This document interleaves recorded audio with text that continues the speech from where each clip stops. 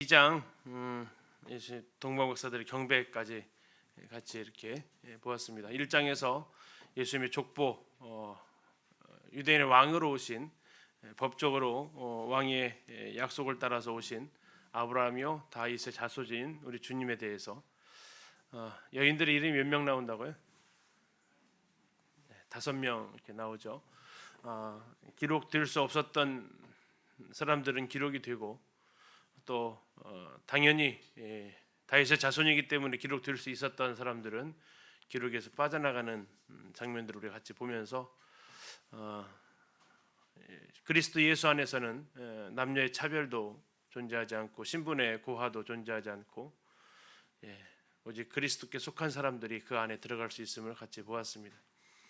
2장에서 이제 이 예수님의 태어나셨다는 소식을 별을 보고 찾아온 동방 박사들의 모습을 통해서는 예수님의 탄생이 알려졌을 때 여러 다양한 사람들의 반응을 같이 또 살펴보았습니다. 멀리서도 경배하러 왔던 사람들이 있었고요. 베들레헴에서 태어나실 것을 알았지만 뭐 삶하고는 전혀 관계가 없었던 그러한 사람들도 있었습니다.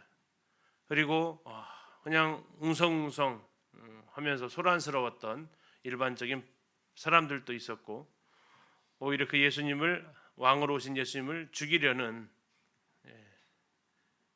헤롯과 같은 그런 사람들도 존재했음을 우리가 같이 이렇게 볼 수 있었습니다. 자, 오늘 그 이유부터 같이 살펴보도록 하겠습니다. 자, 동방 박사들은 약속대로 헤롯한테 가지 않습니다. 꿈의 지시하심을 받아서 그들은 자신들의 고향으로 돌아가게 되고요. 기다려도 그들이 오지 않자 헤롯은 이제 거대한 살인 계획을 세우게 됩니다. 그의 계획은 뭡니까? 2살 아래로 아이들을 다 죽이라라는 그런 무서운 명령을 내리게 되죠. 이런 가운데에서 주님의 사자는 요셉에게 나타나셔서 아기 예수 그리스도를 모시고 애굽으로 내려가라고 지시를 하시게 됩니다. 그리고 헤롯은 2살 아래 아이들을 다 죽이면서 구약의 성경 말씀이 이곳에서 두 가지가 성취가 됩니다. 첫 번째는 호세아서 11장 1절에 나와 있는 말씀인데요.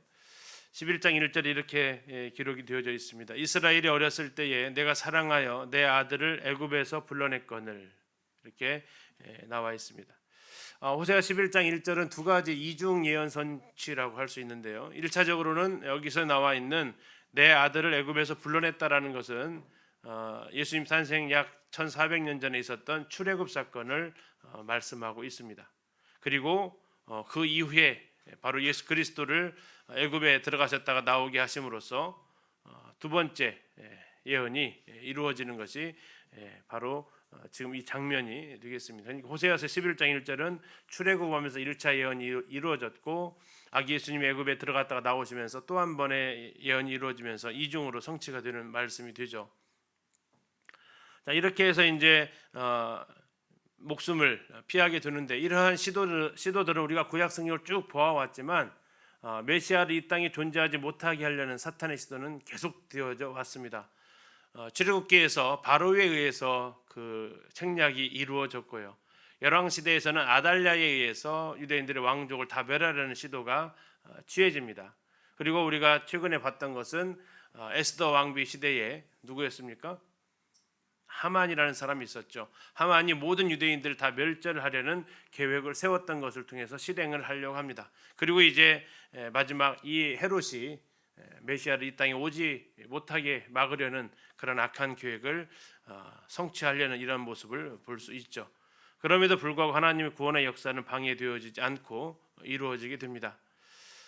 자, 베들레헴에서 2살 아래로부터 다 죽이라는 명령을 내렸다라는 것은요. 이 동방 박사들이 예수님을 찾아왔을 때 예수님이 태어나신 지 얼마쯤 되었을까를 가늠할 수 있는 하나의 기준이 되기도 합니다. 일단은 폭을 좀 넓게 잡았을 겁니다. 기본적으로 너무 좁게 잡으면 빠져나갈 수 있으니까 좀 넓게 잡았다라는 것 하나 하고 또 이때 예수님께서 대략 아마도 6개월에서 1년 정도 1살 정도의 삶을 사셨을 텐데 예수님보다 6개월 먼저 태어난 사람이 있었죠. 세례 요한입니다. 그는 어떻게 이 죽음의 위협에서 벗어날 수 있었을까요? 나중에 누가복음에서 가서 보면 그가 이제 뭐 빈들에 언제부터 거했는지 모르겠지만 그런 삶을 더 먼저 살았지 않았을까 싶기도 하고, 아마 또 아니면 이제 하나님께서 보호하심을 입어서 그 산골에서 또 살았겠죠. 베들레헴이 아니었을 거니까 그런 부분들은 가능은 했을 것입니다. 그런 가운데서 2살 아래로 다 죽이라는 명령이 되어졌으면서, 그러면 왜 이 요셉과 마리아는 호적하러 왔다고 했잖아요. 호적으로 왔으면 호적 신고 끝났을 거 아닙니까? 예수님 태어났으면. 그렇죠? 그러면 어디로 가야 됩니까? 나사렛으로 돌아가야 되는데 돌아가지 않았다라는 얘기죠. 다시 말하면 단순히 호적하러 온 게 아니라 호적도 하면서 이곳에서 이제 아예 거의 눌러 살려고 왔던 그런 계획이 아닐까 생각을 해보게 되는 겁니다. 그냥 호적으로 왔으면 모든 뭐 집이라든지 생활 근거지가 다 나사렛에 있을 거니까 그냥 바로 올라가는 것이 맞을 텐데도, 그가 이곳에서 계속 베들레헴에서 머물러 있었던 것은 그가 이곳에서 정착하려는 계획이 아니었나, 이런 걸 생각해 볼 수 있다라는 겁니다. 것이죠. 또 이 헤롯에 의해서 2살 아래의 아이들이 다 남자아이들이 죽으면서 예레미야 31장 15절의 말씀이 성취가 되어지죠. 그리고 예레미야 31장 15절에서 이런 말씀이 있었습니다. 여호와께서 이와 같이 말씀하시니라. 라마에서 슬퍼하며 통곡하는 소리가 들리니 라헬이 그 자식 때문에 애곡하는 것이라. 그가 자식이 없어져서 위로받기를 거절하는도다. 왜 라헬의 통곡을 말씀을 하셨습니까? 레아나 다른 사람들 있잖아요. 야곱의 부인 중에 오히려 더 대표성이라면 레아가 더 대표성일 텐데 왜 라헬일까 하는 것 우리가 살펴본 적이 있었습니다. 라헬의 아들이 둘이 있습니다. 누구죠? 요셉하고 베냐민이죠. 요셉의 아들들은 다시 둘로 나뉘게 됩니다. 어떻게 나눴습니까? 에브라임하고 므낫세죠. 자, 에브라임과 므낫세는 어느 나라에 의해서 이렇게 나라를 빼앗깁니까? 아수르 제국에 의해서 먼저 나라를 빼앗기죠. 그러니까 라헬은 거기서 1차로 한번 울은 겁니다. 자기 자식들이 다 이렇게 빼앗기고 죽임 당하면서 뿔뿔 흩어져야 되는 고통을 한번 겪었단 말이죠. 그런데 두 번째 나라가 또 무너지면서 또 한 번의 슬픔이 그에게 찾아옵니다. 이번에는 누가 잡혀갑니까? 베냐민 작손, 유다와 함께 남유다 쪽에 있었던 베냐민 지파가 바벨론에 의해서 잡혀가면서 또 한 번의 슬픔을 당하게 되어져서 이 라헬의 고통하는 이 애곡, 자식이 없기 때문에 그를 아무도 위로해 줄 수 없었다라는 이 말씀이 이루어지게 되는 것이 이 부분인데, 이 땅, 그러면 지금 베들레헴은 무슨 지파의 땅입니까? 무슨 지파예요? 유다 지파의 땅이죠. 이 라마에서 이 통곡이 있을 것이다. 이 유다하고 베들레헴은 아주 근거리에 있었기 때문에 이곳에서의 또 한 번의 그 고통을 겪어야 했던 라헬의 예언이 성취되어졌다라고 이야기를 하고 있습니다. 그리고 나서 예수님께서는 애굽으로 요셉과 마리아와 함께 가시게 되고 그곳에서 헤롯이 죽었다라는 소식을 듣게 됩니다. 19절에 보시면 헤롯이 죽은 후에 이렇게 나와 있습니다. 헤롯이 죽은 시기를 보통 BC 4년 이쪽 저렇게 보게 되는데, 결국 예수님의 탄생은 AD 1년이 아니라 그 이전으로 돌아간다라고 보통 이야기를 하게 되는 배경이 되는 거죠. 헤롯이 죽은 후에 주의 사자가 나타나서 이스라엘 땅으로 가라고 지시를 하게 됩니다. 자, 그러면 어디로 가야 맞아요? 무슨 계획을, 애굽에 있었으면 무슨 계획을 세워야 됩니까? 자, 나사렛에서 원래 살려고 했었으면 나사렛으로 가는 게 목적지여야 되고, 아니면 아까 말씀드린 대로 그게 아니라 아예 이사를 와서 베들레헴에서 정착하려고 했으면 베들레헴이 목적지가 되어야 할 것입니다. 자, 애굽에서 나오려고 하는데 어디로 가려고 그들이 했다고 얘기를 하고 있죠. 자, 그들이 이 성경을 좀 봐서 보시면요, 22절입니다. 아켈라오가 그의 아버지 헤롯을 이어 유대의 임금됨을 듣고 거기로 가기를 무서워했다라고 나오고 있습니다. 거기로 가기를 무서워했다. 그럼 거기가 어디냐 이거죠. 어디로 갔을까요?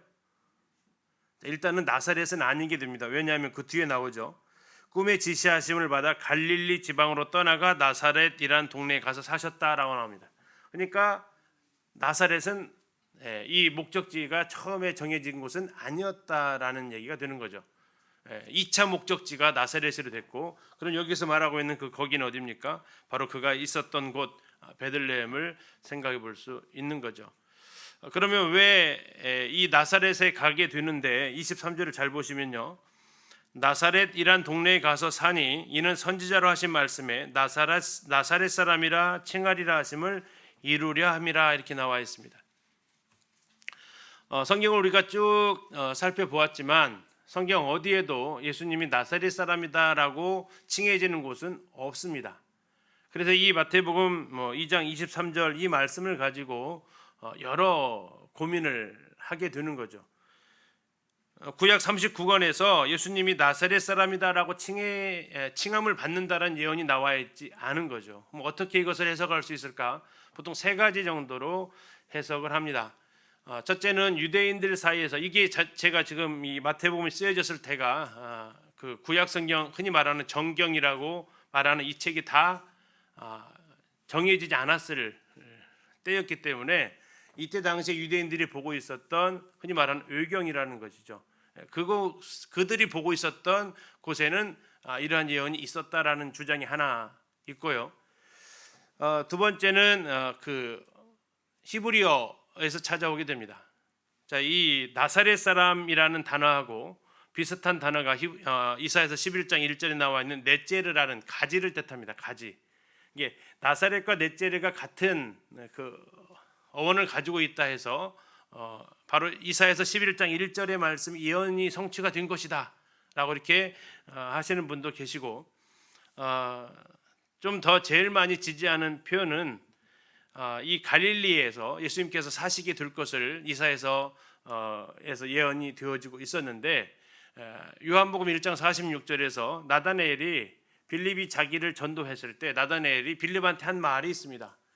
나사렛에서 무슨 선한 것이 날 수 있느냐.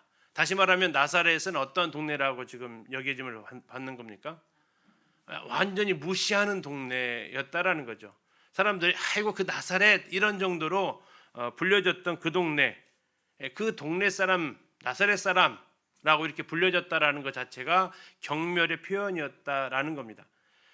그래서 바로 이 갈릴리 사람이다, 나사렛 사람이다라고 하는 것은 예수님께서 그때 당시에 사람들로부터 인정받거나 존경받는 사람이 아닌 무시당하는 그러한 상황이었다. 그리고 그것을 이루어졌다라고 이야기한다라고 이렇게 한 세 가지 정도로 이야기를 하고 있습니다. 아무튼 이렇게 하면서 마태는 계속해서 예수님이 예언에 의해서 태어나셨고 예언대로 사셨다라는 것을 계속해서 강조를 하고 있는 부분이죠. 이제 2장에서 나오는 곳이 바로 이제 베들레헴입니다. 베들레헴. 이제 이곳을 좀 찾아가 보려고 하는데요. 예루살렘에서 약 남서쪽으로 8에서 10km 떨어져 있어서 그냥 차로 가게 되면 10분에서 15분이면 갈 수 있는 구역이 되겠습니다. 베이트라는 단어가 들어가서 집이라는 뜻을 가지고 있는데 바로 떡집이라는 뜻을 가지고 있는 게 베들레헴입니다. 높이가 예루살렘보다는 약간 낮죠. 777m 정도가 되고요. 여기에 이제 미가서에서 예수님께서 태어날 것을 예언이 되어졌고, 우리가 방금 보았던 마태복음 2장의 배경이 되는 장소도 동방 박사들이 갔던 곳도 이곳입니다. 이스라엘 가게 되면 거기는 이제 예수 탄생 교회라고 예수님이 태어나셨다라는 곳을 기념해서 세워진 예배당이 존재하고 있습니다. 그 예배당 안에 들어가려면 겸손의 문을 통과를 해야만 됩니다. 지금 화면에 보이시는 대로 문이 굉장히 낮습니다. 성인이 들어가려면 뭐 해야 돼요? 겸손해야 돼요. 고개를 훅 숙이고 아주 겸손해야만 들어갈 수 있습니다. 그러나 이 사진을 잘 보시면 문의 흔적이 있죠. 이렇게 문의 흔적이 이렇게 남아 있습니다. 원래는 이렇게 작지 않았다라는 거죠. 이렇게 작게 되었습니다. 왜 그랬을까요? 여기 약탈자들이 수레를 끌고 와서 모든 걸 다 긁어내오는데 그거 못하게 하려고 이렇게 짧게 두었다라는 겁니다. 그래서 이곳에 들어가려면 왕이 됐든 귀족이 됐든 머리를 숙여야만 한다 해서 겸손의 문이라는 별명이 붙었습니다. 또 하나는 이곳에 이제 누가 경배를 하러 옵니까? 동방이 박사들이 경배를 하러 오죠. 동방이 박사들이 경배를 하면서 이 예루살렘, 이 베들레헴이 여러 사람들에 의해서 짓밟히게 되었는데 그 중에 이 땅을 차지했던 민족들 중에 이제 그 페르시아 계통의 사람들이 쳐들어왔을 때 자기 조상의 그림을 이곳에서 발견하게 됩니다. 조상이 누구예요? 동방 박사들. 그래서 이것이 보존되었던 이유 중에 하나도 동방 박사들의 공로가 컸다라고 이야기를 또 하죠. 이 안으로 더 들어가게 되면 예수님의 탄생 자리라고 하는 곳에 정확히 여기다라고 하면 안 됩니다. 이 근처다라고 보는 거죠. 여기에 이제 예수님의 별이라고 하는 것이 이렇게 그려져 있습니다. 허리를 구부려야만 역시 볼 수 있는 곳이고요. 이 정교회가 관리하고 있기 때문에 이렇게 치렁치렁한 것들 많이 이렇게 걸쳐 놓죠.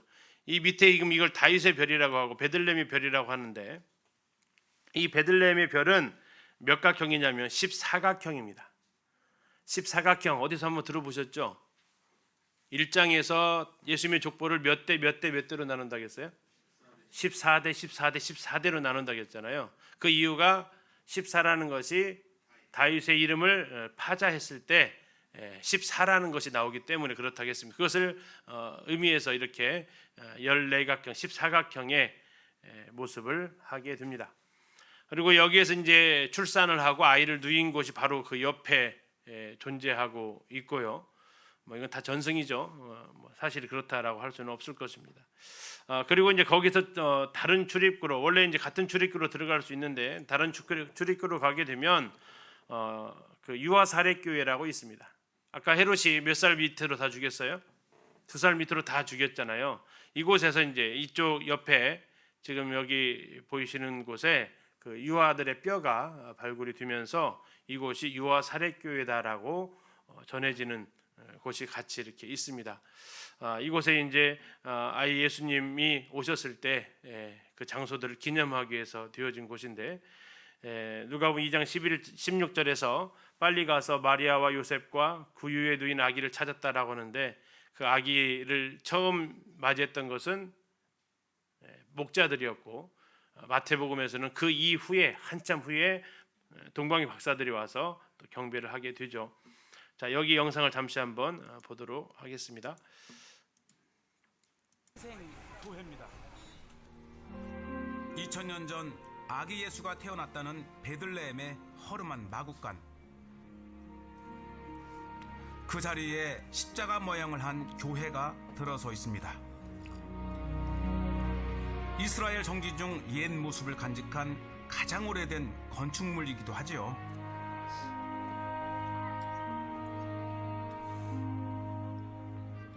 교회 안으로 들어가는 입구, 무척이나 비좁아 보입니다. 탄생교회를 들어갈 때에 아주 그 재미있는 이야기가 있는데 원래 이 4세기, 5세기 교회가 세워질 때는 저렇게 비잔tin 시대 때 높은 문이 이렇게 있는데요. 십자군 시대 때에 다시 이렇게 아치형으로 문을 확 줄였다가 오스만 터키 때에 이렇게 낮은, 왜냐면 말을 타고 이렇게 들어가지 못하게 또 이 교회의 안전을 위해서 확 이 입구를 줄여버리니까 누구나가 고개를 숙이고 들어갈 수밖에 없어요. 그래서 이 문을 겸손의 문이라고 합니다.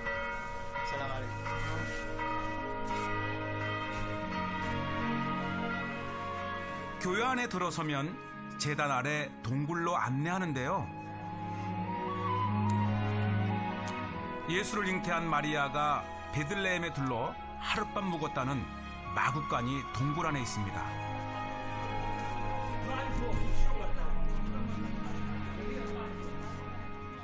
예수가 태어났다는 자리, 별 하나가 내려앉아 있습니다. 예수님이 역사적으로 탄생하셨다고 하는 장소에 이렇게 베들레헴의 별이 예수님의 장소를 표시하고 있습니다.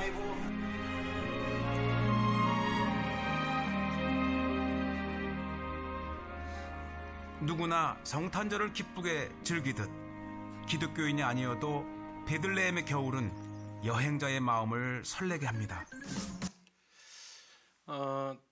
간다고 다 볼 수 있는 곳은 아닙니다. 왜 많이 못 볼까요? 줄이 워낙 길어요. 그래가지고 2시간, 3시간을 서서 봐야 되는 곳이기 때문에 가서 그냥 못 보고 나올 때도 있습니다. 제가 3번 갔는데 1번 봤나 2번 봤나 그런 것 같아요. 아무튼 이 근처라는 거지 거기는 아니니까 그래서 이제 다른 일정 때문에 나오게 됩니다. 또 하나 지금 2장에서 죽은 사람이 있었습니다. 누가 죽었죠?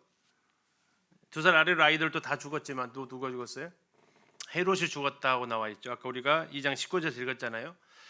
그래서 이제 많은 관심사들이 헤롯의 무덤이 어디 있느냐라는 것이 많은 관심이 있었습니다.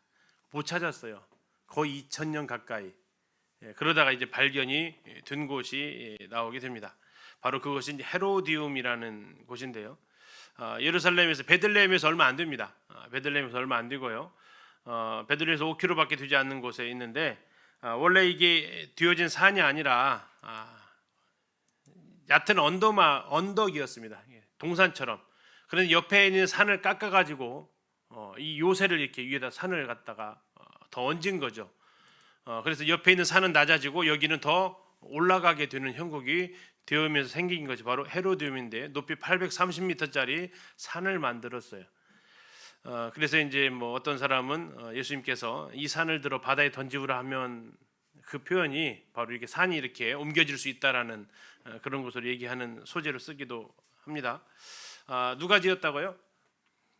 헤롯이 지었다라는 겁니다. 용도가 뭘까요?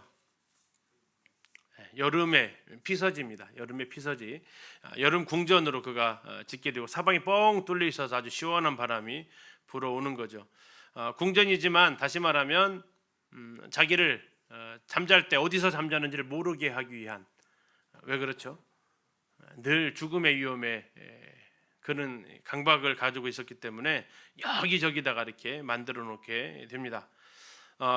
또한 가서 여름에 쉬어야 되기 때문에 곳곳에 여러 시설들을 해놓게 되는데요. 이 정상에 굉장히 좋은 시설들이 있고 또 목욕탕도 있고 저수조도 있습니다. 그리고 거기에서 2007년도에 헤롯의 무덤이 발견이 됩니다. 지금 이제 지도에서 화면에서 보이시는 곳 중에서 여기가 지금 좀 파헤쳐진 데 있죠. 여기 이곳에서 이제 헤롯의 무덤이 발견이 되게 됩니다. 밑으로 내려가면 이렇게 되게 큰 목욕탕도 이렇게 시설도 이렇게 꾸며놓고 있습니다. 저 위에가 지금 헤롯의 궁전 보이십니까? 저도 되게 큰데 그 비교해 보면 밑에 어마어마하게 이런 시설들을 갖추고 그가 살았던 것을 볼 수 있습니다. 그리고 나서 아까 말씀드렸던 대로 이것이 이제 더 유명해진 것은 헤롯 왕의 무덤이 여기에서 발견이 되었다라는 겁니다. 관이 나왔습니다. 관 쉽게 얘기하면 관이 어떻게 생겼냐면 이렇게 생겼습니다. 이 무늬 때문에 이 왕족의 무덤이라는 것을 알게 되었고요. 이스라엘 박물관에 가면 이 관을 볼 수 있습니다. 이 주변 풍경이 어떤지 영상으로 다시 한번 또 같이 보도록 하겠습니다. 보시죠. 드론으로 아마 이렇게, 왜냐하면 이 베들레헴 앞 광야의 인공의 산이에요. 저것이. 그러니까 반은 원래 높은 둔덕이었지만은 후에 헤롯이 산을 더 높여라. 그렇게 해서 바로 그 옆에 지금도 가면 볼 수 있는데 그 산을 깎아서 없애고 그 흙을 이 인공의 이 헤로디움을 만드는데 썼던 대단하네요. 거죠. 자, 이제 우리가 찾아 들어가기 전에 위에서 한번 보시게 되는데 이제 이곳에 들어가시면 이제 내려가면서 지금 보면서 오른쪽에 저 목욕탕, 앞쪽에 정원, 그다음에 회당, 그다음에 비잔틴 시대 교회를 한번. 근데 다. 자, 보시죠. 이 중턱에 이 헤롯 왕의 이 무덤입니다. 무덤이. 사실 헤롯 왕은 이 복원시킨 거죠. 수많은 그 건물도 지었고 또 많은 묻힐 곳도 있었지만 바로 이것이 이제 헤롯 왕의 그 무덤을 장식했던 바로 그 현장인데 제가 요거를 좀 다른 말씀을 좀 드리고 싶어요. 사실은 이 토입부에도 말씀을 드렸지만은 왕의 무덤인지를 어떻게 알았느냐? 바로 그 결정적인 증거가 바로 이 문양입니다. 예, 맞아요. 이 문양은 2000년 전 당시에 왕의 무덤에만 장식했던 아주 고유한 우리 그 봉황과 같은 거죠. 바로 이것이 발견됨으로써 이 에후드 네처리 교수는 결정적으로 이것이 바로 헤롯 왕의 무덤이라고 하는 확신을 갖게 되었죠. 계속 둘러보면 이 헤롯 왕의 무덤은 많이 무너졌지만은 아까 이제 탑과 같은 것이 모형을 재현해 놓은 거이고요. 21세기 최고의 고고학 발굴로 기록된 것이 바로 이 헤롯 왕의 무덤입니다. 자 보시죠. 이곳에 올라가게 되면은 맑은 날에는요 예루살렘, 사해, 온 유대가 훤히 보이는 하긴요 인공의 이 광야 이 위에 이렇게 이 그 높은 곳이다 이제 그런 좋은 전망들을 가졌고 요것이 이제 또 로마 시대 때 목욕탕입니다. 그러니까 이 헤로디움뿐만 아니라 헤로디움 밑에 큰 넓은 곳에 이제 많은 목욕탕이라든지 경기장이라든지 다양한 시설들이 이 헤로디움을 중심으로 또 하나의 이 거대한 이 도시 규모가 섰었던 것이었고요. 네, 이렇게 가는 곳마다 헤롯은 건물을 지어놓죠. 그래서 그가 지었던 건물들이 이렇게 많습니다. 뭐 대표적으로 성전이 있죠. 성전 예루살렘 성전. 헤롯이 죽을 때까지 다 완성도 못했던 성전이 있고요. 또 마사다로 가게 되면 이 요새도 궁궐이 3개나 있는데 이쪽에 요새도 짓고요. 다음에 유대인들을 위해서 헤브론에 아브라함과 이삭 또 야곱의 부부가 묻혔던 곳이죠. 이곳에 이제 막벨라 굴에 이렇게 건물을 다 지어 올려서 헤롯이 많은 건축물을 짓고요. 이스라엘 가게 되면 많은 건축물들이 헤롯이 지은 것들을 우리가 보러 가게 됩니다.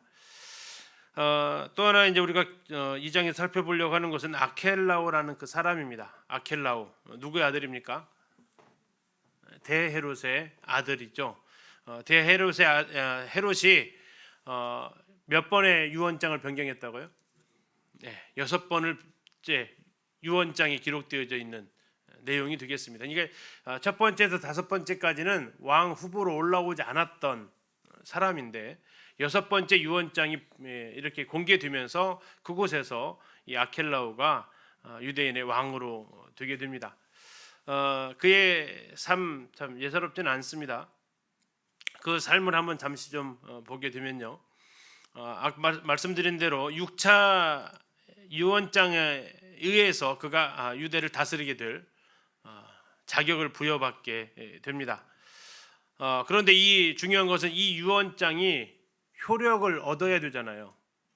그러려면 어떻게 해야 되냐면 로마로 가서 인증을 받아야 돼요. 그래서 이제 아켈라오는 옥타비아누스에게 통치권을 이제 받아야 되니까, 다시 말하면 그러면 민원이 좋아야 돼요. 백성들의 반응이 좋아야 됩니다. 그래서 백성들을 아주 처음에는 잘 대해줍니다. 이 백성들은 아켈라오가 헤롯이 성전에서 독수리상을 끌어내린 사람들을 죽인 것에 대해서 항의하고 헤롯의 측근들을 처형할 것을 요구하는데요. 이 대헤롯이 마지막에 좀 안 좋은 행동을 했던 것이 바로 이제 독수리상을 성전에서 사람들이 끌어냈을 때 그들을 죽이게 되는데, 유대인들은 위로 하늘이나 땅에 짐승이나 뭔 상을 새기는 거 이것을 못 하잖아요, 율법적으로. 그래서 이스라엘 사람들이 다 잘하는데 그들이 예술상은 거의 못 받아요. 이 우상을 조각도 못 하죠. 그림도 못 그리니까. 그래서 그게 취약한 부분이죠. 음악은 하는데 어쨌든 그런 것에 대해서 아주 예민한데, 거기에 대해서는 헤롯이 그 사람들을 이 유대인들을 죽인 것에 대해서 아켈라오한테 그들을 헤롯의 측근들을 처형할 것을 요구하게 됩니다. 그러나 헤롯의 측근들은 전부 다 자기 편이잖아요. 그러니까 아켈라오가 이것에 대해서 받아들이지 않게 됩니다. 때마침 6월절이 되어서 백성들은 성전 안에 이 요구가 받아들여지지 않으니까 성전 안에서 이제 거의 시위를 하게 됐겠죠. 요즘으로 말하면. 자, 그런 모습을 보면서 군사를 죽이기까지 이렇게 그 시위가 그냥 평화 시위가 아니고 폭력적인 시위가 일어나니까 아켈라오가 이것을 진압하기 위해서 유대인들 몇 명을 죽였다고요? 3,000명을 죽입니다. 처음에는 잘 해보려고 했었어요, 백성들하고. 그런데 이것이 점점 세니까 안 되겠다 해서 유대인들 3,000명을 죽이게 됩니다. 아켈라오는 백성을 해산시키고 이제 중요한 것 승인 받으러 가야 돼요. 지금 이제 아버지 장례식 치르고 다 했으니까 승인 받으러 가야 되는 상황이 됩니다. 그러면서 동생 빌립한테 자기가 없는 동안에 잘 다스려 줄 것을 부탁을 하게 되죠. 이때 함께 로마로 떠나가는 사람이 있었습니다. 왜냐하면 이 헤롯이 이 아켈라오한테만 넘겨준 게 아니었잖아요. 나라를 세 개로 쪼개졌으니까 그들도 같이 로마로 승인을 받으러 가야 했고요. 자, 그러면서 아켈라오가 로마로 떠나니까 여기에 있는 모든 친척들이 아켈라오를 싫어해서 안티파스 편을 들게 됩니다. 다시 말하면 아켈라오는 6차 때 유언장에서 갑자기 들어온 인물이었기 때문에 또 성격이 상당히 포악했기 때문에 따르는 사람이 없었죠. 그래서 로마로 갔더니 여기에 대해서 이제 토론이 벌어집니다. 무슨 토론이냐? 아켈라오를 왕으로 그대로 세울 거냐 말 거냐라는 것에 대한 토론이 벌어집니다. 여기에 대해서 이제 살로메의 아들이었던 안티파터가 아켈라오가 지금 왕이 허락도 받지도 않았으면서 왕 행세를 해버렸습니다라고 하면서 이제 고발을 하게 됩니다. 6월절에 백성들을 무력으로 진압했다라는 것들이 아까 3,000명 죽였다라는 거 이것을 이야기를 하게 되죠. 그래서 이제 아켈라오를 유대인의 왕으로 유언한 유언장은 헤롯이 마지막에 작성한 건데 그때 헤롯의 심신이 제대로 정상이 아니었다. 그래서 이 제 6번째 유언장은 유효다 무효다? 무효다라는 겁니다. 그럼 6번째 유언장이 무효가 되면 아켈라오는 왕이 못 되는 겁니다. 자, 그러니까 이제 반대쪽에서 또 반대쪽에서 또 반론을 제기했겠죠. 그 사람이 반요 니콜라우스라는 사람인데 그들은 마땅히 죽을 죄를 졌기 때문에 죽음을 당한 겁니다. 3,000명 죽었는데 그들은 폭도였다라는 얘기죠. 당연히 죽을 죄를 졌고 두 번째 헤롯의 유언장 6번째 쓸 때 헤롯의 정신 상태가 심신이 건강했다. 문제가 전혀 없다라는 겁니다. 그래서 이 유언장 제6차 유언장은 유효다 무효다? 유효하다라고 지금 토론이 붙은 거죠. 그래서 지금 두 양쪽에 아켈라오를 반대하는 쪽, 아켈라오를 찬성하는 쪽이 서로 이제 토론이 붙은 겁니다. 자, 우리 성도님들이 옥타비아누스였으면 어떤 결정을 내리실래요? 자, 누가 돼도 크게 상관은 없어요. 아켈라우스 입장에서는 그 조그만한 그 민족이니까. 자, 어떻게 하냐면요. 옥타비아누스는 아켈라오가 왕위를 계승하는 것이 옳다고 해줍니다. 그러면 누가 이겼어요? 니콜라우스 쪽 주장이 이긴 것처럼 보입니다. 그러나 왕으로 인정하겠다고 직접적으로 말은 하지 않습니다. 통치는 하되 왕은 아니다라는 겁니다. 그럼 어떻게 해둘까요? 자, 유대 왕국을 아켈라오에게만 주어야 할지 아니면 왕국을 헤롯의 모든 후손에게 나누어질지를 좀 더 생각해보자라고 즉답을 피하는 거죠. 그러면서 이제 아켈라오가 로마로 온 사이에 유대 땅에서 이제 많은 반란이 일어나게 되었고 반란을 진압하려고 로마군이 이제 백성들을 진압하러 가게 되고 로마군은 진압만 하는 게 아니라 이제 빼앗게 되죠. 그러면서 유대의 사절단이 다시 옥타비아누스에게 찾아와서 헤롯이 백성들에게 행한 여러 가지 나쁜 짓들 이것을 다 이야기합니다. 다시 말하면 이쪽 반대쪽에서 더 여론이 더 올라가게 되죠. 더 이상 유대국을 왕으로 통치하지 말고 로마가 직접 와서 다스려달라고 얘기까지 합니다. 헤롯을 완전히 거부하게 되죠. 자, 여기에 대해서 이제 옥타비아누스가 지혜로운 저지는 모르겠지만 아켈라오를 모든 나라의 왕으로는 세울 수 없다. 다만 유대에 나눠서 분봉왕으로 임명을 해주겠다라고 선언을 하게 됩니다. 만약에 그리고 그것을 잘 다스리게 되면 다시 왕으로 인정해 주겠다라는 겁니다.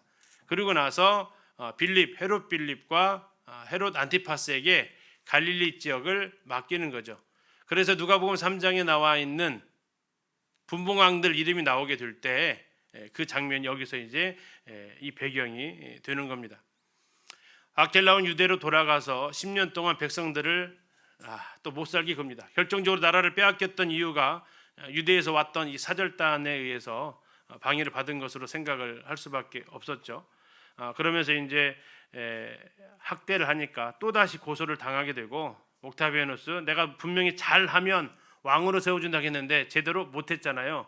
그래서 그를 지금 프랑스 쪽으로 해서 쫓아내서 그곳에서 결국 죽게 되는 것이 아켈라오가 됩니다. 이제 아켈라오가 지금 우리가 2장에서 봤던 대로 헤롯이 죽은 후에 그 땅을 다스리는 일을 했지만 그 이후에는 그가 그 힘을 더 이상 쓸 수 없었던 것을 볼 수 있고, 그러면 그 이후에 아켈라오 이후에는 어떻게 될까요? 유다 쪽이, 예루살렘 쪽이 누가 다스려요? 자기가 했던 대로 총독이 다스리게 되는 것이 되는 거죠. 이건 보내드리도록 하겠습니다. 자, 아켈라오가 이렇게 빨간색인데요. 이게 빨간색은 지금 성경에 나와 있는 사람들입니다. 헤롯이 40년에 BC 40년에 왕으로 인정받고 3년간 전쟁을 하면서 BC 37년에 실제적인 통치를 시작을 했고, 그가 BC 4년에 죽으면서 그의 아들 아켈라오가 통치를 하게 됩니다. 그러나 제대로 통치하지 못하면서 이 검정색 글씨는 이제 성경에 안 나오는 사람인데 이제 유대 총독들입니다. 로마 총독들, 로마에서 직접 다스리는 곳으로 하는 거죠. 자, 참 시기를 잘 한번 보세요. 연도를 써놓은 이유가 그렇습니다. 자, 몇 년 했습니까? 코퍼니우스 3년, 다음에 또 3년, 그 다음에 또 3년. 자, 본디오 빌라도 보세요. 자, 발레리우스 그라투스가 15년에 돼가지고 26년까지 11년, 본디오 빌라도 26년에서 37년까지 11년, 갑자기 늘어났죠. 자, 여기까지 루포까지가 다스린 게 누구 때냐면 옥타비아누스가 다스릴 때였어요. 그리고 그라투스 빌라도 이때가 누구였냐면 티베리우스 황제가 다스릴 때였어요. 그러니까 정책이 달랐다라는 거예요. 왜 그렇게 했냐라고 이제 신하들이 묻습니다. 티베리우스 황제한테 왜 그렇게 총독의 임기를 그렇게 길게 줍니까? 왜 그랬을 것 같으세요? 왜 정치가 달라졌을까요? 티베리우스 굉장히 좀 똑똑하신 분 중에 한 분인데 이런 비유를 합니다. 그 거지가 온몸이 헐어가지고 길에 누워 있었답니다. 그런데 이제 그 거지가 있으니까 이제 그 파리떼들 있잖아요. 그 헌대를 가서 앉아가지고 막 그 고름 같은 거 빨아먹는 그 파리떼가 있었던 거예요. 근데 그 모습을 보니까 너무 불쌍해 보여가지고 지나가던 사람이 어떻게 했을까요? 파리를 다 쫓아버렸어요. 자, 그러니까 이 누워 있었던 이 거지가 어떤 반응을 했을까요? 고마웠다고 했을까요? 화를 냈을까요? 화를 냈을 것 같아요? 고맙다고 했을 것 같아요? 왜 화를 냈을까요? 자, 이 쫓아내니까 갑자기 하자니 아니 왜 그러세요 하면서 뭐 화낼 힘도 없는데 놔두지 왜 그러십니까? 라고 했대요. 아니 당신 지금 피고름을 다 빨아먹으니까 내가 쫓아줬다. 근데 이 거지가 뭐라고 했냐면 아니 그놈들은 이제 먹을 만큼 먹어가지고 더 안 먹어요. 근데 당신이 다 쫓아내버리는 바람에 누가 달라붙어 이제 새로운 녀석들이 온다고요. 그러면 걔네들은 또 빨아먹어요 이제. 그 이야기를 티베리우스가 얘기를 하는 거예요. 자, 총독을 보내면 그 애들이 뭐 한다 가서 그 있는 사람들 고열을 다 짜 먹는다. 근데 3년마다 바꾸면 계속 와서 바뀌는 놈마다 계속해서 피해를 빨아먹는다. 한 10년씩 놔두면 이제 어느 정도 빨아먹으면 형편 나니까 그게 백성들한테는 오히려 더 낫다라고 하면서 임기가 이렇게 확 늘어납니다. 근데 이해가 좀 돼요? 아무튼 그래서 예수님 때에 바로 빌라도가 총독으로 있을 수 있었던 것이 어쩌면 그 티베리우스의 그 정책 때문에 이렇게 되는 겁니다. 신약 시대에 우리가 2000년 전에 상황이기 때문에 조금 더 공부를 좀 하려고 하는 부분인데요. 그 읽다가 신약 시대의 사회와 문화라는 책을 좀 보게 됐습니다. 예수님 당시에 2000년 전에 세계를 주름잡았던 나라는 로마입니다. 그렇죠? 로마 밑에서의 당시 시대의 상은 어떠했는지에 대해서 기록해 놓은 책인데요. 거기에서 이제 말하고 있는 것이 지금 동방 박사들 다음에 요셉 무엇의 지시를 받고 옮겨 다니고 있습니까? 동방박사들이 헤로드한테 안 가고 자기 나라로 돌아가 버리고, 요셉이 애굽으로 가고 애굽에서 다시 나사렛으로 가고, 또 뭐에 따라서도 가게 돼요? 예, 이 꿈에 의해서 지시를 받았다라는 거죠. 동방박사들이 그리고 이 여기까지 온 것은 점성술을 보고 왔다라는 거죠. 별을 보고 왔다는 건 점성술이잖아요. 자, 그때 당시 이제 문화라는 것은 그 이전에 알렉산더 대왕 때까지만 해도 신탁입니다. 델피에 가면 거기서 신탁을 받았다고 했잖아요. 그래서 대표적인 신탁이 뭐였냐면 페르시아하고 싸울 때, 리디아가 싸울 때, 고레스하고 리디아 왕이 싸울 때, 크리소스가 싸울 때, 크리소스가 델피에 가서 신탁을 받아요. 싸워야 됩니까? 말아야 됩니까? 그때 이 신탁을 했던 그 신녀가 뭐라고 얘기를 했죠? 강을 건너는 자가 정복할 것이다. 쉽게 이렇게 얘기를 하는 거죠. 그래서 어떻게 했어요? 크리소스가 먼저 강을 건너서 전쟁을 시작을 했다고요. 왜? 강을 건너는 자가 세계를 이길 것이다라고 신탁을 했으니까. 근데 결과가 어떻게 돼요? 다시 돌아와 가지고 고레스가 그 강을 다시 건너와 가지고 정복을 하게 되죠. 그러면서 이제 이 신탁은 명확한 게 아닙니다. 어떻게 내요? 두리뭉술하게 내요. 두리뭉술하게. 그래서 해석하는 사람이 알아서 해석하도록. 그러면서 이 신탁을 갖다가 아주 그냥 좀 무시했던 사람이 알렉산더라고 그랬죠. 자, 알렉산더도 전쟁 나갈 때 신탁을 받으러 갔다고 했어요. 근데 신탁을 받으러 갔더니 그 신녀가 뭐라고 그랬어요? 오늘 쉬는 날이래요. 그러니까 어떻게 알렉산더가 돌아가지 않고 협박을 하면서 빨리 신탁 내려라라고 하니까 당신 같은 사람은 처음 봤습니다. 당신은 정말 막아낼 수가 없군요. 그러니까 알렉산더 어떻게 했다고요? 됐다. 그 정도면 그 신탁이면 됐다. 해가지고 나를 막아낼 사람이 없으니까 내가 다 이기겠구나 해가지고 신탁 아닌 신탁을 받아가지고 전쟁에 나가서 어쨌든 승리를 했단 말이죠. 자, 그렇게 되어지면서 바로 이 신탁에 대해서 사람들의 그 믿음이 사라져 가기 시작했다라는 부분이 됩니다. 뭐 듣는 사람마다 자기 중심으로 해석하게 되니까 사라지게 되고, 그러면서 이제 발달되어진 것이 점성술이 발달되어지고 티베리우스 황제가 바로 이 점성술에 흠뻑 빠지면서 살았던 것이 바로 1세기 예수님 탄생 시의 로마의 상황이었고요. 다음에 이제 꿈에 대한 부분은 성경에서 창세기부터 잘 나오죠. 창세기에서 꿈 때문에 총리가 된 사람이 누굽니까? 요셉이죠.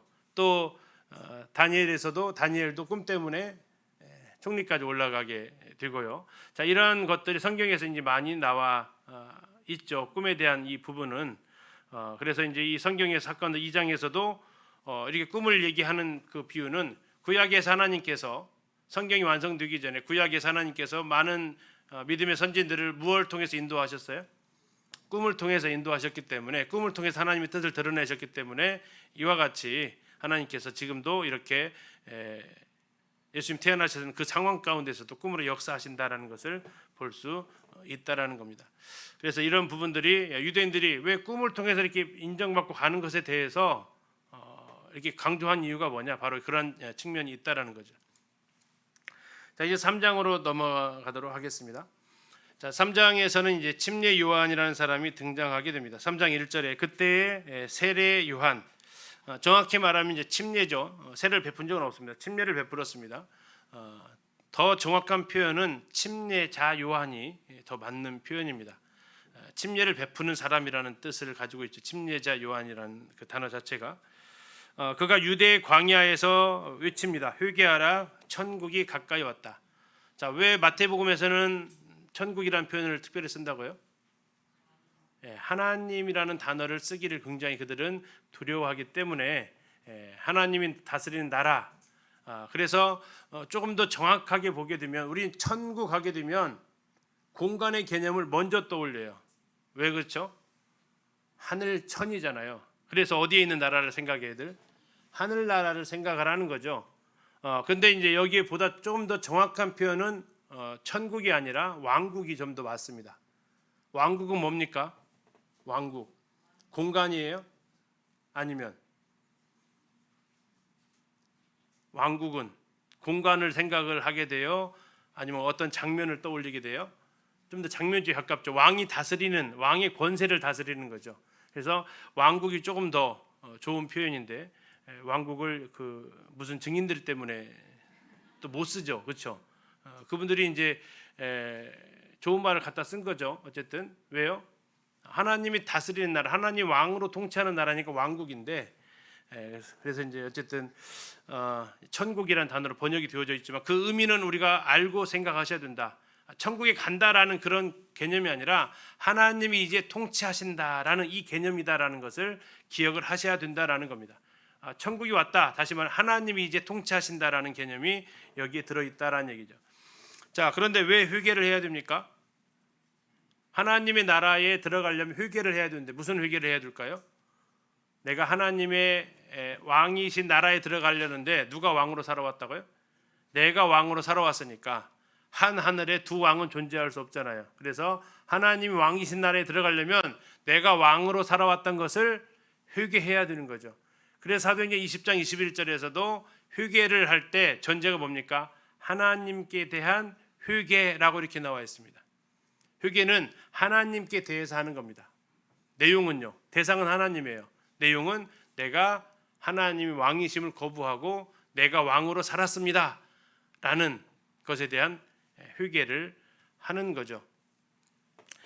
그의 이 사역은 이사야서에 잘 예언이 되어져 있죠.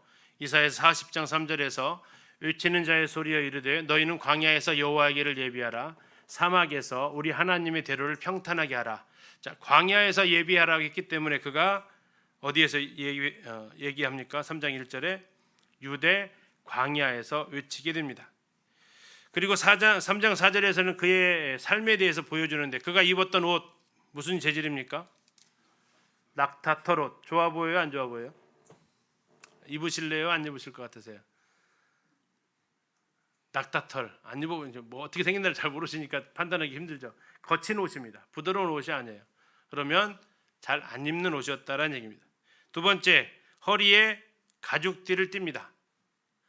자, 이 허리에 가죽띠를 띈 것은 구약에 예언자가 있었습니다. 이런 모습으로 허리에 가죽띠를 띄었던 사람 엘리야였습니다. 엘리야. 아하시아가 자기가 병에 걸렸을 때 자기가 나을지 못할지를 알아보라고 신하를 보내잖아요. 그런데 엘리야가 나타나서 거기에 대해서 책망을 합니다. 이스라엘에는 하나님이 없어서 어떻게 그 바알세 파리대 왕한테 네가 물으러 가느냐 책망을 하니까 아하시아가 묻죠. 도대체 그렇게 말하는 사람이 누구냐? 잘 모르겠는데요. 허리에 가죽띠를 띤 사람입니다. 라고 얘기를 하니까 엘리야다라고 알아볼 이게 바로 엘리야의 그 상징적인 옷차림이었는데 지금 세례 요한이 무슨 복장을 하고 있어요? 그럼요. 엘리야의 그 복장을 하고 있는 거죠. 왜 그랬을까요? 말라기에서 하나님께서 뭐라고 예언을 하셨습니까? 엘리야의 심정을 가지고 나온 사람이 나올 것이다라고 얘기를 했죠. 그래서 지금 그 연상을 하게 되는 장면이 됩니다. 그 다음에 그가 먹었던 게 뭡니까? 메뚜기와 석청이다라고 이야기합니다. 메뚜기와 석청 어떻게 좋은 음식인가요? 네? 어떠세요? 메뚜기 튀김 막 이렇게 드세요? 자, 이제 그래서 이 유대 광야에서 살았다고 했잖아요. 잘 한번 생각해 보세요. 유대 광야인데 메뚜기가 존재할까요, 안 할까요? 유대 광야인데. 예? 그래서 이제 어떤 분들은 이 단어를 갖다가 이 쥐엄 열매를 먹었다라고 이야기를 하는 분도 계세요. 이 메뚜기가 왜? 아니 광야에서 뭐 메뚜기를 먹고 그 장면이 우습지 않냐? 요한이 그 메뚜기 밥 먹으려고 메뚜기 잡으러 다니는 톡톡톡 뛰어다니는 애 잡으려고 이렇게 통통통 뛰어다니는 그 요한의 모습이 얼마나 좀 우습냐 이렇게 얘기를 하는데 아마 이제 이 메뚜기 이동하는 경로들이 있습니다. 메뚜기는 혼자 다니지 않습니다. 떼를 지어서 다니기 때문에 그렇게 이동시킬 때 잡아놔서 저장해서 먹을 수 있는 음식이고 성경이 특별히 불가능한 거 아니면 성경을 그대로 보는 게 훨씬 더 좋지 않을까 싶습니다. 어떤 책을 읽다 보시면 이거 쥐엄 열매다라고 이렇게 해석하시는 책들이 간혹 나오기도 합니다. 석청은 뭡니까? 꿀입니다. 꿀. 이스라엘에 꿀이 있어요, 없어요? 네, 있죠. 뭐 이스라엘 자체가 젖과 꿀이 흐르는 땅이라고 얘기를 또 하고 있고 석청을 한번 봤어요. 갈릴리 가가지고 그 바니아스 폭포 가는 길에 정말 석청이 이렇게 있더라고요. 그 가이드가 보여주시는데 그런 거 이렇게 따서 이렇게 먹는 삶을 살았습니다. 다시 말하면 귀족적인 삶을 그가 살지 않았고요. 지배자의 삶도 살지 않았다라는 것을 볼 수 있는 거죠. 평범한 삶을 살았고 광야에서 살기 딱 좋은 그 삶을 살았다라고 하는 겁니다. 자, 이 침례 요한이 회개의 세례를 베풀었습니다. 자, 회개의 세례가 등장을 하는데요. 이 세례가 혹시 구약 성경에서 세례 보신 적 있으세요? 구약 성경에서 세례 보신 적 있으세요?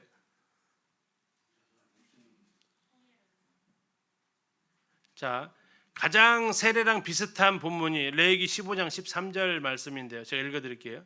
레위기 15장 13절에서 뭐라고 되어 있냐면 유출병이 있는 자는 그의 유출이 깨끗해지거든 그가 정결하게 되기 위하여 7일을 센 후에 옷을 빨고 흐르는 물에 그의 몸을 씻을 것이라. 그러면 그가 정하리니. 이렇게 나와 있습니다. 그렇다고 이 구약에서 세례를 했다라고 하는 것은 찾아보기 어렵습니다. 이것은 이제 상징적인 부분이었고 우리가 받는 세례하고 이들이 받는 세례가 같을까요? 다르죠. 이 의미는 뭡니까? 우리는 회개의 세례를 받지 않았습니다. 우리는 무슨 세례를 받았어요? 우리는 그리스도와 연합되어진 그 세례를 생각하면서 받았어요. 로마서 6장에 나와 있는 대로 여기에 나와 있는 이 세례는 회개의 목적입니다. 대상도 누구에게 해당이 됩니까? 유대인들에게 해당이 되어지는 겁니다. 천국이 가까워서 하나님의 통치가 가까웠을 때 하나님을 버리고 떠났던 사람들에게 베풀어졌던 것이 바로 이 회개의 세례라는 거죠. 자, 이렇게 하면서 이제 이 세례를 받으러 오는 사람들이 쭉 줄을 지어서 나오게 되는데 이때 요한이 거부했던 사람들이 등장하고 있습니다. 누구를 거부합니까? 7절입니다. 3장 7절 한번 보시면요. 요한이 많은 바리새인들과 사두개인들이 세례 베푸는 대로 오는 것을 보고 이르되 독사의 자식들아 누가 너희를 가르쳐 임박한 진노를 피하라 하더냐. 자, 세례 받으려고 온 것 같아요? 아니면 왜 왔을까요? 지금 말 흐름을 보니까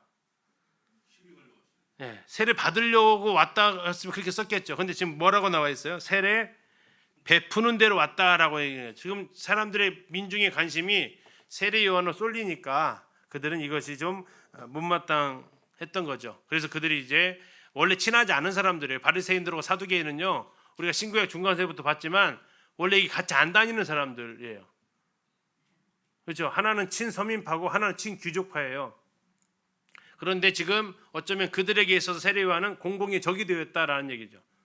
백성들이 두들을 다 버리고 마치 쉽게 얘기하면 여당도 싫고 야당도 싫은 그래서 이 선지자가 나타나니 그쪽으로 싹 쏠리는 거죠.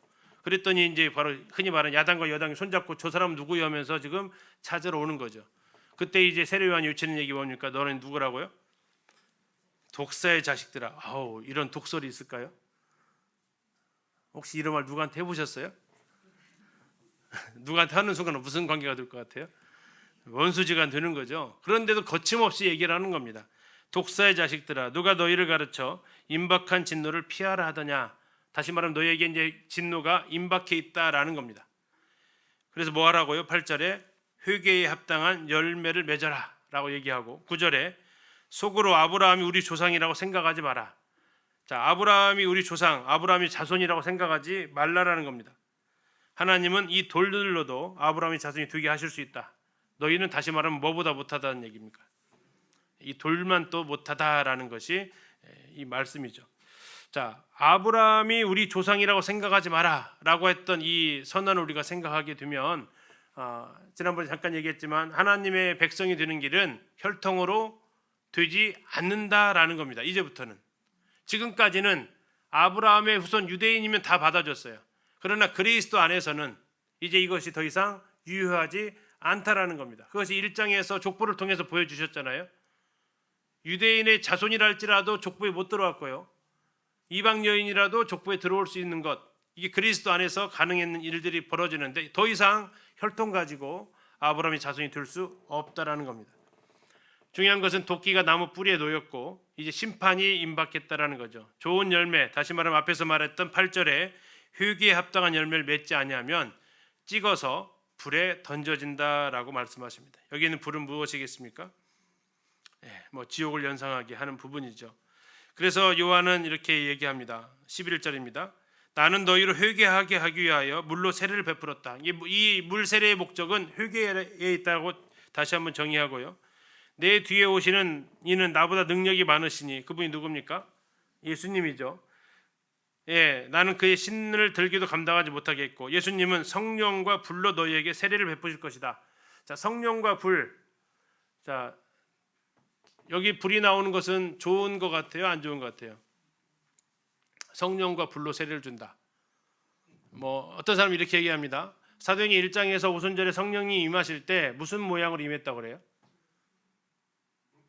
불꽃 모양으로 임했다고 그래요. 각 사람의 머리 위에 불꽃 모양이 있다라고 그래서 성령 곧 불 이렇게 생각하시는 분들도 일부 계시기도 합니다. 그러나 이 장면을 잘 하게 되면 12절에 이 불에 대해서 한 번 더 설명을 해주고 있어요.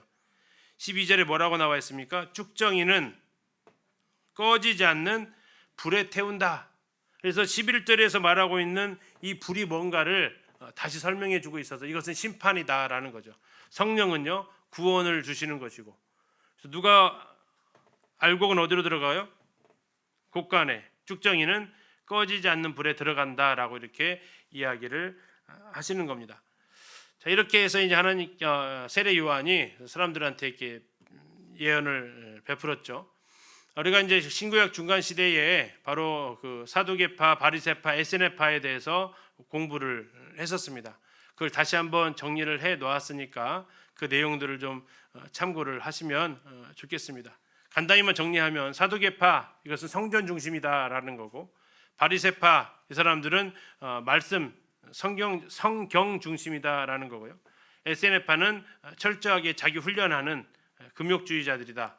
그리고 예수님의 제자도 있었던 열심당, 그들은 암살해서 그 힘을 통해서 하나님 나라를 이루어가려는 그런 사람들이다 했습니다. 자, 사두개파에 대해서 설명을 다시 해드렸으니까 한 번 더 내용을 보시면서 참고하시면 되겠고요. 그 다음에 바리새파도 그 다음에 나와 있는 열심당들이 같이 이렇게 참고를 하시면 되겠습니다. 이들을 계속해서 복음서에 나오니까 읽어보셔도 뭐 아실 수 있어서 설명은 드리지는 않겠습니다. 신구약 중간에 했을 때 나왔던 건데 다시 한번 정리를 좀 했고요. 이 부분하고 잠시 쉬도록 하겠습니다. 자, 이렇게 회개의 세례를 선포하고 있는데 예수님이 세례를 받으러 오시는 겁니다. 자, 13절을 한번 보시면 이때 예수께서 갈릴리로부터 요단강에 이르러 요한에게 세례를 받으려 했다. 자, 뭐 하러 오셨어요? 세례를 받으러 왔어요. 아까 바리새인하고 사두개인들은요 세례 받으러 온 게 아니었어요. 무슨 일이 벌어지고 있는가라고 감시하러 온 거죠. 근데 예수님은 지금 세례를 받으러 오셨다라고 나오는데 어디로 왔대요? 갈릴리에서 어디까지요? 요단강까지. 물론 요단강이 어디쯤에 있느냐에 따라서 거리는 많이 달라집니다. 그래서 이스라엘 가게 되면 예수님이 침례 주었다라는 장소가 보통 한 3군데 정도 나옵니다. 갈릴리 호수 바로 밑에 쪽에 그 세례 곳이라고 주장하는 곳이 한 곳 있고요. 예루살렘 쪽에 가면 또 한 곳 요단강이 제일 많이 가는 곳인데 거기에서 하나 있고, 요르단 쪽에 좀 더 안쪽으로 들어가면 이따 영상을 볼 텐데 거기에 또 한 곳이 있어서 한 3군데 정도를 얘기하는데, 보통은 아무리 뭐 계산해도 갈릴리에서 요단강까지 왔으면 약 한 80km 정도를 걸어오시는 거예요. 그럼 한 3일 정도의 시간을 걸려서 오신 거예요. 우리가 성지순례 갔을 때 보통 가는 곳이라면. 근데 뭐 하려고요? 세례를 받으려고 3일 길을 걸어서 오셨다라는 거죠. 목적이. 자, 이것을 보고 요한은 어떻게 환영합니까? 말립니다. 왜 말렸을까요? 자기는 지금 무슨 세례를 베풀고 있죠? 회개의 세례를 베풀고 있다고요. 그런데 지금 자기에게 오시는 예수님은 뭐 할 필요가 없는 분입니까? 회개할 필요가 없는 분이다라는 거죠. 회개할 필요가 없는 분이 자기에게 회개의 세례를 베풀어 오시니 그러니까 거부하게 되죠. 그때 예수님께서 유명한 말씀을 하십니다. 15절입니다. 예수께서 대답하여 이르시되 이제 허락하라. 우리가 이와 같이 하여 모든 의를 이루는 것이 합당하니라. 라고 말씀하십니다. 자, 무엇을 하기 위해 세례를 받아야 된다고 하십니까? 모든 의를 이루어야 된다라고 하시면 세례를 받는 거죠. 그럼 그 모든 의가 뭘까 하는 겁니다. 모든 의. 여기도 여러 가지 이제 의견이 나오는데요. 일단 좀 모아서 한번 얘기하고요. 아무튼 그렇게 하면서 세례 요한이 이 말씀을 하니까 어떻게 해요? 예수님께 세례를 베풀어 줍니다. 자, 세례를 받으시고 물에서 올라오셨다라고 나와 있죠. 16절에 세례를 받으시고 물에서 올라오셨다. 그래서 세례가 아니고 침례다라는 것을 확실히 알 수 있죠. 물에서 올라와야 되니까. 침례 받으셨던 경험을 떠올리시면, 자, 그러면서 몇 가지 현상이 일어납니다. 첫 번째는 뭐가 일어납니까? 하늘이 열렸다라고 나옵니다. 두 번째는요, 하나님의 성령이 비둘기같이 내려왔다라고 얘기하고요. 세 번째는요, 17절에 하늘로부터 소리가 있었다라고 이야기를 합니다. 자, 이게 첫 번째 나타나신 삼위일체 하나님의 모습을 보여주고 있는데요. 자, 삼위일체 하나님의 음성을 통해서 하나님 아버지가 등장하시고요. 다음에 침례 받으시는 분이 아들 예수님이시고요. 다음에 누가 또 내려오셨다고요? 성령이 비둘기같이 내려오셨습니다. 그래서 삼위 하나님이 이 하나님의 구원의 계획에 함께 동역하시는 모습을 보여주는 장면이죠. 하늘에서부터 들려온 음성은 총 3번이 기록되어져 있는데 그 중에 첫 번째가 바로 여기고요. 자, 하늘의 음성이 무슨 음성이었습니까? 이는 내 사랑하는 아들이요 내 기뻐하는 자다. 자, 사랑하는 아들이라는 표현은 시편 2장 7절에 나와 있습니다. 여호와께서 내게 이르시되 너는 내 아들이라 오늘 내가 너를 낳았다 이렇게 나와 있습니다. 두 번째 내 기뻐하는 자다라는 것은 이사야서 42장 1절입니다. 내가 붙드는 나의 종 내 마음에 기뻐하는 자 이렇게 나와 있습니다. 곧 내가 택한 사람을 보라 내가 나의 영을 그에게 주었은즉 나의 영 아버지의 영 성령을 그에게 주었다라고 내 마음에 기뻐하는 자에게 주었다라고 이야기를 하고 있습니다. 그래서 바로 내 사랑하는 아들 내 기뻐하는 자는 바로 구약에서 예언되어졌던 그 메시아다라는 것을 다시 한번 확인해 주고 있고요. 자, 모든 의를 이룬다라는 게 무엇인가? 모든 의. 자, 5가지 정도로 정리를 좀 해볼 수 있겠습니다. 여러 책에서 좀 정리를 해봤는데요. 첫 번째, 예수님께서 이 땅에 오신 목적이 1장 21절에 나와 있었습니다. 아들을 낳으리니 이름을 예수라 하라. 이는 그가 자기 백성을 어디에서요? 저희들의 죄에서 구원할 자라겠죠. 자, 죄에서 구원할 자. 그래서 보라 세상 죄를 지고 가는 하나님 어린 양이다 그랬죠. 그래서 예수님께서는 지금 죄가 없으심에도 불구하고 뭐가 되신 겁니까? 죄인이 되신 거죠. 인류의 모든 죄를 지시고 가셔야만 했던 거죠. 왜? 그래야 의를 이룰 수 있습니다. 두 번째는 그리스도는 침례를 통해서 백성들의 죄를 담당하시기 위해 죽으실 것을 보여줍니다. 죽으신다라는 것은 침례식 할 때 뭐 하는 장면과 동일합니까? 물속으로 침수하는 거죠. 다음에 부활하실 것을 보여줍니다. 부활한다는 건 뭡니까? 다시 살아나신다는 겁니다. 로마서 4장 25절에서 뭐라고 말씀하고 있냐면 예수는 우리 범죄함을 위하여 내어줌이 되고 또한 우리를 의롭다 하심을 위하여 살아나셨느니라. 이제 우리가 의롭게 되기 위해서는 주님은 죽으시고 부활하셔야 된다라는 거죠. 그걸 가장 잘 보여줄 수 있는 모습이 뭐라고요? 침례 받으시는 거라는 겁니다. 세 번째는 이 그리스도께서 그리스도는 침례를 통해서 후에 그분을 믿는 그리스도인들 우리를 그리스도와 연합되어진 그 모습으로 가르쳐 주시기 위해서 침례를 받으셔야만 했다라는 겁니다. 자, 로마서 6장에서 말하고 있죠. 우리가 그분과 함께 죽은 것은 무엇으로 우리가 표현하고 있어요? 물에 침수된 것으로. 우리가 그분과 함께 연합되어진 것, 부활로 연합되어진 것은 물에서 나오심으로. 그래서 우리는 이 침례를 통해서 나는 이제 그리스도를 위해 살겠습니다라고 우리의 선한 마음이 하나님 앞에 나아가는 거죠. 그래서 우리 그리스도와 연합되었음을 침례를 통해서 예수님이 죽으셨던 것처럼 나도 그리스도 안에서 죽었습니다.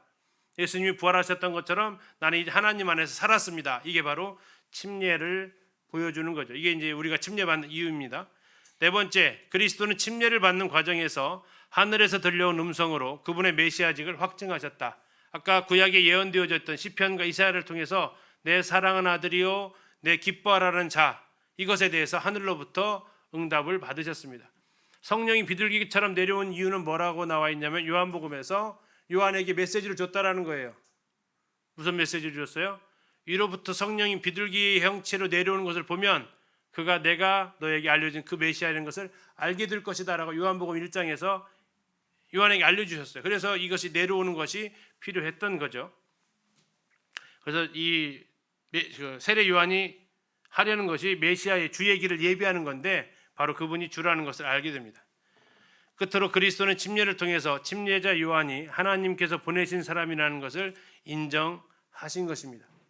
주의 길을 예비하는 사람이 바로 침례 요한이었는데 예수님께서 하는 그의 사역, 그래서 이 회개를 하기 위해서 예수님이 침례를 받았다는 게 아니고 바로 이런 모든 것들을 이루시기 위해서, 그래서 모든 이제 더 성경을 연구하고 공부하면 더 찾아낼 수도 있겠죠. 모든 의라고 했기 때문에 우리가 여기서 이제 교훈을 받을 수 있겠습니다.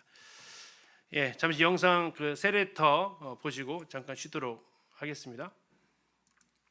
지금 보이시는 것이 이제 그 요르단 쪽에 있는 세례터인데요. 저희들 2020년도에 가서 확인했던 곳입니다. 바로 이곳 요단강 건너편 베다니에서 예수님은 세례를 받으셨고, 그때 하늘에서 너는 내 사랑하는 아들이라 내가 너를 기뻐하노라는 말씀이 울려 퍼졌으며 예수님께서는 성령의 충만함을 입으셨다. 우리가 와 있는 것이 예수님 세례터인데, 예수님 세례터의 의미는 헬문에서 물이 시작되어서 바로 단을 통해서 갈릴리 그리고 요단강을 통해서 사이로 가는데, 즉 생명이 본다면은 이 사망으로 이른 길을 예수님께서 이곳에서 세례를 받음으로 인해서 공생이 시작됨으로써 저희들에게 바로 영원한 생명의 길로 인도하시는 것과 같은 의미입니다. 예수님 언기인 세례터라고 하는 지금은 겁니다. 물의 양이 절대적으로 부족해 기계를 이용하여 예수님 세례터에 물을 채우고 있었다.